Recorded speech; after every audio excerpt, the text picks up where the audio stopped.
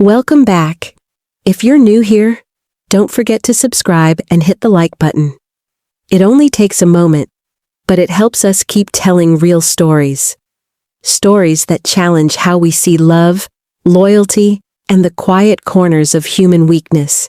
Today's confession is one that hits close to the bone.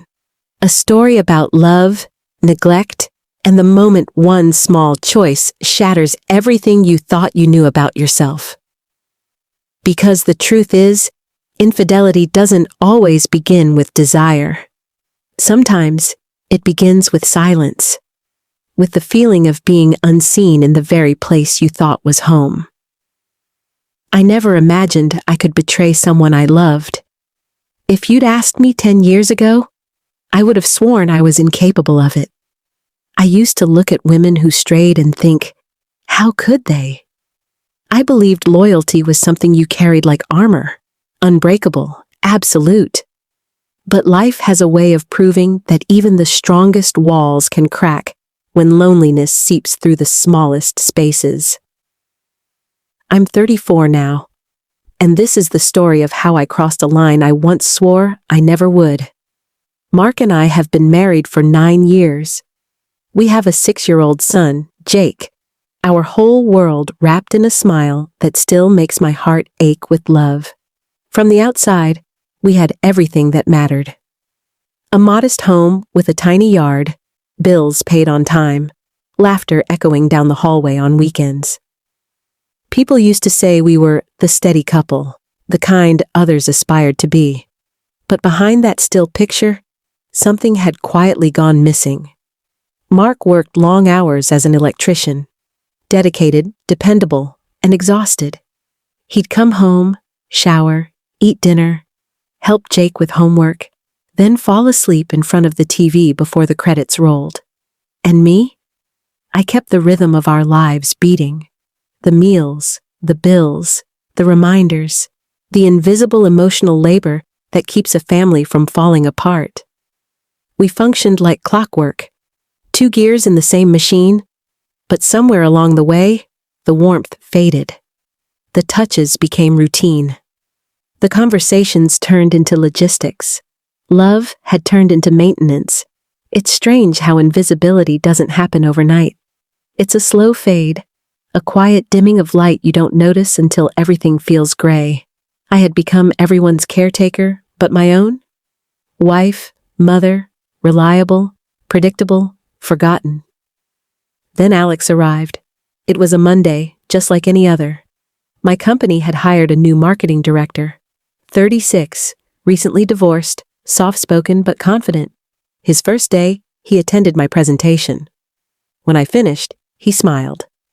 Not the polite kind people wear at work, but something real, alive. "That's brilliant," he said. Brilliant.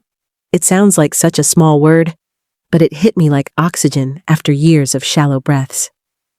I couldn't remember the last time anyone had called me that, or even looked at me like I had something worth saying. I laughed it off, but something inside me stirred. Days turned into weeks. Our paths kept crossing, at meetings, over coffee, in quiet hallway conversations that lingered just a bit too long. It began with work talk. Campaign ideas, psychology, strategy. But soon, it shifted.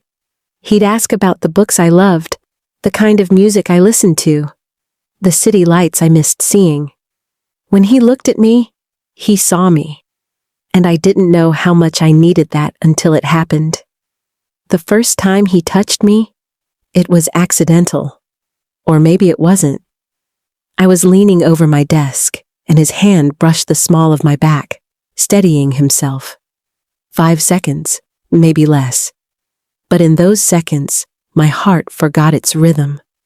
That night, while Mark snored softly beside me, I couldn't stop replaying it. That fleeting warmth, the feeling of being noticed again. After that, boundaries blurred. Small touches, quick glances, shared laughter that felt dangerous in its simplicity. I could have stopped it. I should have stopped it, but I didn't. Because for the first time in years, I felt alive. Soon, the texts began. At first, strictly work. Then, stories about his divorce, his loneliness, the quiet ache of starting over. He said he admired how grounded I was, how easy it was to talk to me. And I found myself confessing things I'd never said out loud. About feeling invisible, about missing the version of myself who used to dream. "You're an incredible woman, Sarah," he texted one evening. "Mark's lucky to have you." I stared at that message for a long time, the weight of it pressing against a truth I didn't want to face. Mark didn't see me that way anymore. 6 weeks after Alex started, it happened. We were working late on a client project, the office empty except for the soft hum of the air conditioner. Takeout containers. Laughter that filled the quiet. And then, silence.